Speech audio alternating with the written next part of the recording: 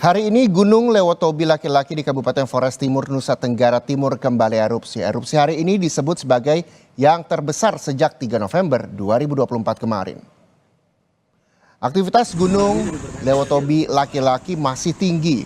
Pagi ini erupsi kembali terjadi dengan tinggi abu vulkanik mencapai 5.000 meter, disertai awan panas guguran hingga 3 km. Kapus Datin BNPB Abdul Muhar juga memastikan, Abdul Muhari ini juga memastikan masyarakat yang berada di radius 7 km dari Gunung Lewotobi Laki-Laki seluruhnya telah dievakuasi. Jalan penghubung antara Larantuka dan juga Sika untuk sementara ditutup akibat erupsi. Dan saudara, untuk mengetahui kondisi terkini kita akan menyapa jurnalis Kompas TV Renata Panggalo di Flores Timur, Nusa Tenggara Timur. Renata, bagaimana dengan nasib para pelajar yang menjadi korban erupsi Gunung Lewotobi hingga saat ini?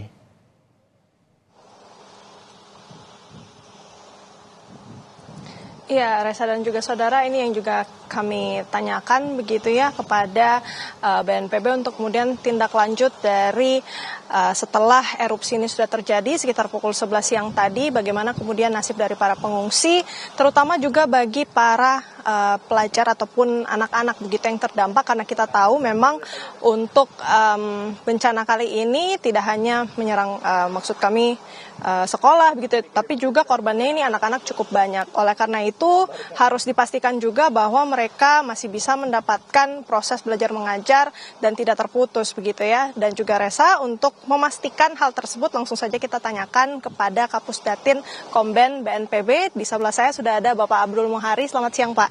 Selamat siang, Mbak Renata.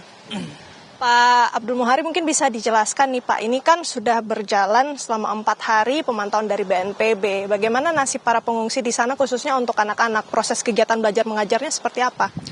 Ya, dalam 4 hari ini memang proses belajar mengajar khususnya bagi siswa yang kebetulan ruang sekolahnya dipakai untuk pengungsian ya. Ini memang terhenti sementara dan kita harapkan dalam ini maksimal hanya dalam 1 minggu ini, karena BNPB tadi pagi sudah mendatangkan 10 tenda, dan kalau misalkan digabungkan dengan tenda yang ada di provinsi itu ada sekitar mungkin 20-an tenda.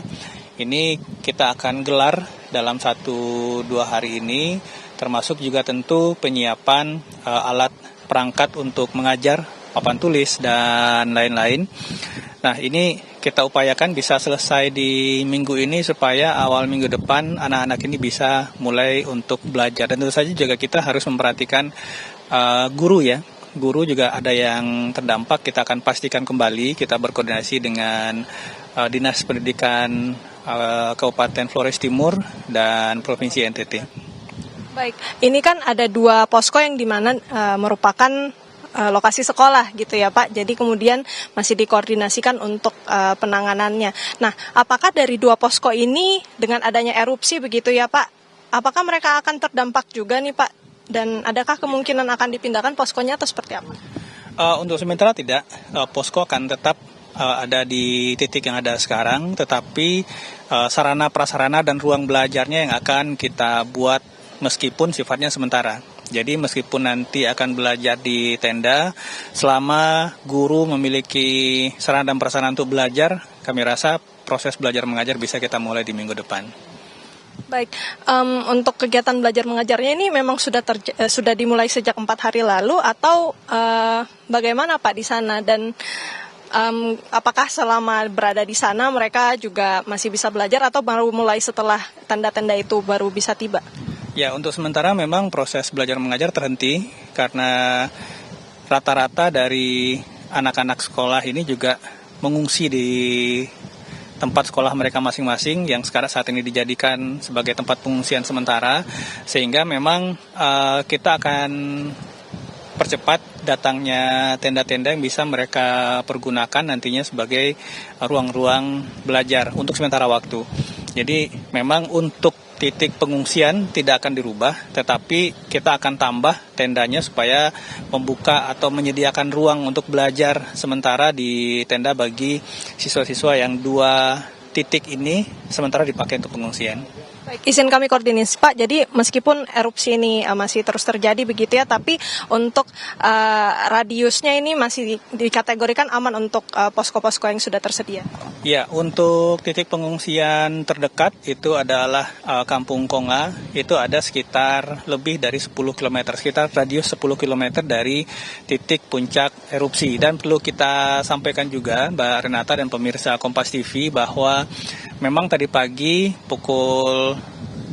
jelang siang pukul 11.15 itu jadi erupsi yang sangat besar. Ketinggian abu vulkanik mencapai 8.000 meter dan awan panas guguran hingga 3 km. Tetapi seperti yang kita lihat sekarang di siang ini sudah mulai mereda dan kita harapkan aktivitas vulkanik ini juga tadi memang cukup besar. Kita harapkan tidak ada lagi yang lebih besar daripada hari ini. Terakhir Pak, ada imbauan tambahan mungkin untuk menggunakan masker, kemudian untuk beberapa kecamatan yang di sekitar sini, adakah memang urgensi untuk mengevakuasi diri atau seperti apa? Ya, untuk akses ke lokasi 7 km saat ini sedang kita tutup. Sangat terbatas sekali akses masuk kecuali petugas yang akan mengevakuasi warga yang kebetulan sudah ada di dalam ya. Ini untuk warga yang di luar mau masuk itu kita tutup, dan tentu saja untuk warga masyarakat yang ada di sekitar zona 7 hingga 8 ini memang sedikit kita perluas karena melihat cakupan area terdampak abu vulkanik, itu kita harapkan khususnya anak-anak tetap memakai masker jika beraktivitas di luar ruangan. Baik, terima kasih banyak atas infonya Pak Abdul Mohari. Ya, saudara dan juga Resa, itu dia tadi wawancara kami bersama dengan Kapus Datinkom BNPB Abdul Mohari. Kita sudah menanyakan bagaimana kemudian proses KBM, kegiatan belajar mengajar, dan memang yang info terbaru selama 4 hari pengamatan dari BNPB ini memang situasi belajar mengajar terpaksa harus berhenti karena resource sumber daya ini masih sangat diperlukan untuk kemudian dilengkapi sehingga kegiatan belajar mengajar bisa dilakukan. Tentu sumber-sumber seperti buku, kemudian juga dari tenaga kerja seperti guru begitu ya, ini yang masih perlu dipastikan lagi. Resa dan juga saudara, BNPB tentunya masih akan terus berkoordinasi dengan dinas terkait, baik itu dinas pendidikan maupun juga sosial, bagaimana kemudian bisa memastikan kegiatan belajar mengajar ini masih tetap berjalan, meskipun kita ketahui dari posko-posko yang tersedia ini ada 3, 2 diantaranya ini merupakan sekolah ataupun gedung sekolah sebenarnya. Baik. Resa. Baik, terima kasih Renata Pangelo, jurnalis Kompas TV melaporkan langsung dari Flores Timur, Nusa Tenggara Timur. Selamat kembali bertugas, tetap hati-hati dan juga kesehatan. Dan saudara, yang juga jadi sorotan di Sapa Indonesia Siang hari ini adalah terkait dengan jurnalis Kompas TV Renata Pangelo dengan juru kamera Andika Pratama. Sesaat yang lalu ini juga sempat mengunjungi Rumah Sakit Umum Daerah Dr. Hendrikus. Di rumah sakit ini menjadi tempat perawatan 7 korban erupsi Gunung Lewotobi laki-laki. Dari 7 korban, tersisa 5 korban yang masih dirawat. Dan bagaimana langkah penanganan korban yang dilakukan pihak rumah sakit dan kondisi kesehatan mereka. Dan berikut laporan selengkapnya untuk Anda. Saudara, hari ini kami berkesempatan untuk berkunjung ke RSUD Dr. Hendrikus Fernandes Larantuka untuk menjenguk korban dari letusan gunung api Lewotobi laki-laki. Saudara, sampai saat ini sudah ada ataupun masih ada 7 orang yang kemudian dirawat di rumah sakit, dan bagaimana kemudian langkah penanganan yang sedang dilakukan oleh pihak rumah sakit, langsung saja kita tanyakan kepada PLT Direktur RSUD Hendrikus Fernandes Larantuka, ada Bapak Goris Koten. Terima kasih Bapak atas waktunya. Pak Goris, mungkin bisa dijelaskan begitu untuk langkah penanganan sejak hari Senin sampai hari ini, bagaimana dari pihak rumah sakit? Baik, terima kasih atas kesempatan, atas kunjungan pada hari ini. Jumlah pasien yang dirujuk akibat letusan Gunung Lewotobi yang masuk ke Rumah Sakit Umum Dr. Hendrikus Fernandes sampai dengan saat ini sebanyak 7 orang. Dari 7 orang itu sudah dilakukan penanganan, 2 orangnya sudah dikembalikan. Terjadi luka ringan sehingga sudah ditangani dengan baik oleh tim medis dan sudah dianggap untuk pulang ke rumahnya. Sedangkan yang masih ada di sini ada 5 pasien yang mana sudah dilakukan penanganan sejak masuk pertama sampai dengan saat ini.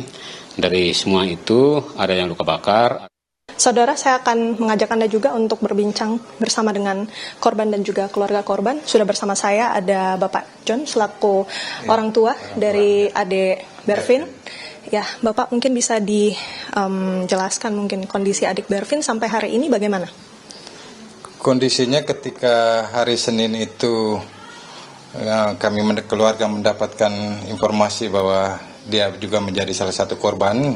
Jadi saya langsung ke seminari, tepatnya di Posko Laulaga untuk menjemput, lalu membawanya ke rumah sakit daerah, sekaligus langsung ditangani oleh tim medis.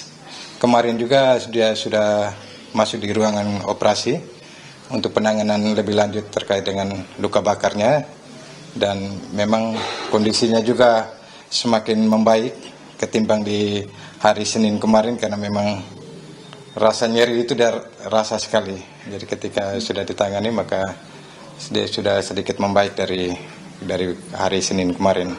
Terima kasih Pak John untuk waktunya adik Bervin, semoga lekas sembuh. Ya, itu dia saudara wawancara singkat kami bersama dengan keluarga korban. Juga kita berharap dengan adanya bantuan yang sudah disediakan baik itu dari pihak pemerintah maupun tadi juga sudah dijenguk langsung oleh pihak BNPB memberikan sejumlah bantuan-bantuan khususnya untuk mengobati, dan kita berdoa, kita berharap agar kondisi dari korban yang sedang dirawat hari ini bisa segera kembali pulih. Renata Panggalo, Andika Pratama, Kompas TV, Nusa Tenggara Timur. Sorotan selanjutnya, saudara, dari status Gunung Merapi, Sumatera Barat naik dari level 2 waspada ke level 3 siaga. Kenaikan status Gunung Merapi ditetapkan pada Rabu malam karena peningkatan status vulkanik sejak tanggal 1 hingga 6 November.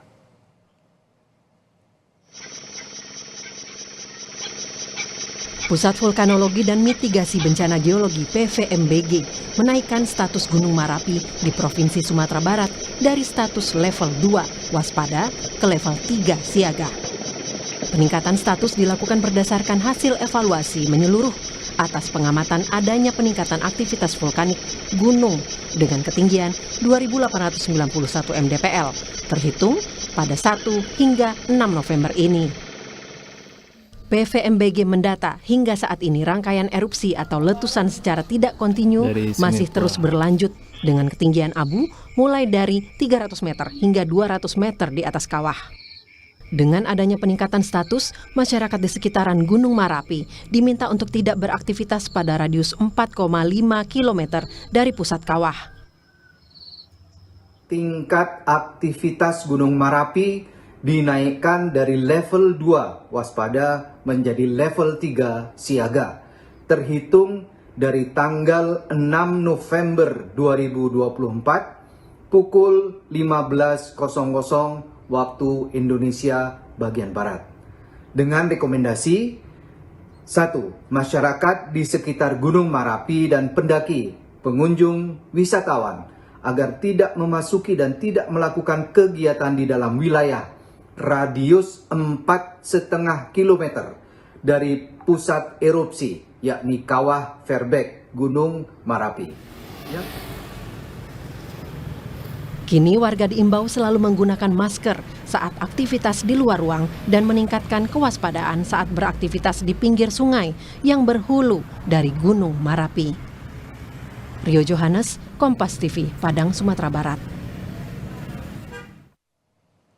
Jalan lintas Sumatera yang menghubungkan 2 kabupaten dan 1 kota di Kabupaten Simalungun, Sumatera Utara ambles dan menyebabkan lalu lintas terputus total.